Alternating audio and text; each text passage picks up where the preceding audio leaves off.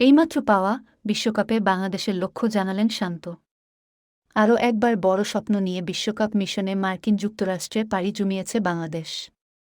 নাজমুল হোসেন শান্তর নেতৃত্বে তারুণ্যনির্ভর এই দলকে নিয়ে স্বপ্ন ছিল অনেক বড়। তবে বাস্তবতা একদম ভিন্ন। টপ অর্ডারের ব্যর্থতা ও যুক্তরাষ্ট্রের সাথে সিরিজ হার চিন্তার উদ্রেক ঘটিয়েছে। সেই ব্যর্থতা থেকে নিজেদের শুধরে নিতে দিন দশেকের বেশি সময় পাচ্ছে বাংলাদেশ। ৮ জুন শ্রীলঙ্কার বিপক্ষে ম্যাচ দিয়ে এই বিশ্বকাপে প্রথমবারের মতো মাঠে নামবে বাংলাদেশ। তার আগে ২টি প্রস্তুতি ম্যাচ খেলার কথা ছিল। যুক্তরাষ্ট্রের সাথে প্রথম ম্যাচটি ইতোমধ্যেই পরিত্যক্ত হয়েছে।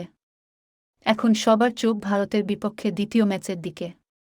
টি-২০ বিশ্বকাপের বিগত ৮ আসরেই ছিল বাংলাদেশ। তবে ২০০৭ সালের পর থেকে আর কখনোই গ্রুপ পর্বের বাধা টপকাতে পারেনি টাইগাররা। ২-০-২-২ আসরের আগে টি-২০ বিশ্বকাপে মূল পর্বে জয় এসেছিল সেই উদ্বোধনী আসরেই। তবে এবার বাংলাদেশের অধিনায়ক নাজমুল হোসেন শান্ত স্বপ্ন দেখছেন বড় কিছুর।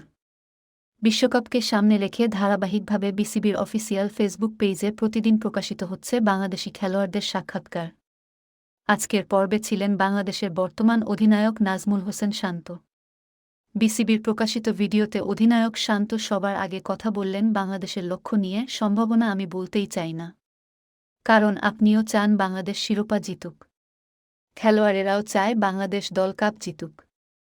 এটাই সবচেয়ে বড় লক্ষ্য। অধিনায়ক শান্ত অবশ্য রাতারাতি সাফল্যের চেয়ে ম্যাচ বাই ম্যাচ চিন্তা করতেই বেশি আগ্রহী। অধিনায়ক হিসেবে গুরুত্বপূর্ণ হল প্রস্তুতিটা ঠিকমতো নিয়েছি কিনা, ছোট ছোট কাজগুলো করছি কিনা, প্রক্রিয়াটা ঠিক আছে কিনা। এই জিনিসগুলো যদি আমরা ঠিকভাবে করতে পারি, প্রতিটি ম্যাচে আমাদের শক্তি অনুযায়ী খেলতে পারি, তাহলে ফল আসবেই।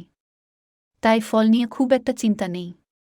ছোট ছোট জিনিসগুলো যেন আমরা ঠিক করতে পারি, এটা নিয়ে বেশি মনোযোগী। দলে সাকিব আল হাসান, মাহমুদুল্লাহ রিয়াদের মতো অভিজ্ঞ ক্রিকেটার আছে।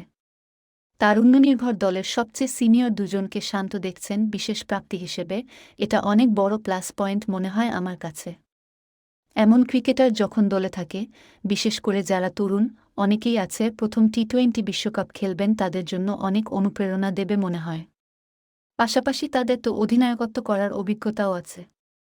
আশা করি কঠিন সময়ে কোনো সাহায্য দরকার হলে তারা করবেন, এবং এখন সেটাই করছেন। বিশ্বকাপে এর ব্যতিক্রম হবে না বলেই আমি আশা করি। আগের ৮ আসর খেলেছেন, বর্তমানে টি-২০ নাম্বার 1 অলরাউন্ডার সাকিব আল হাসান বিশ্বকাপে যাচ্ছেন টি-২০ ইতিহাসের দ্বিতীয় সর্বোচ্চ উইকেট শিকারী হয়ে। তাকে নিয়ে আলাদাভাবে কথা বললেন শান্ত। আলাদাভাবে যদি বলেন, আমি বলব যে সাকিব ভাই তার অভিজ্ঞতা সব ক্রিকেটারের সঙ্গে ভাগ করে নেবেন। তিনি গত বছরগুলোয় যে অভিজ্ঞতার সম্মুখীন হয়েছে, সেসব তরুণদের মধ্যে ছড়িয়ে দিলে তারা অনেক উপকৃত হবে, এবং এরই মধ্যে সেটা তিনি করছেন। বিশ্বকাপে বাংলাদেশের অবস্থান ডি গ্রুপে।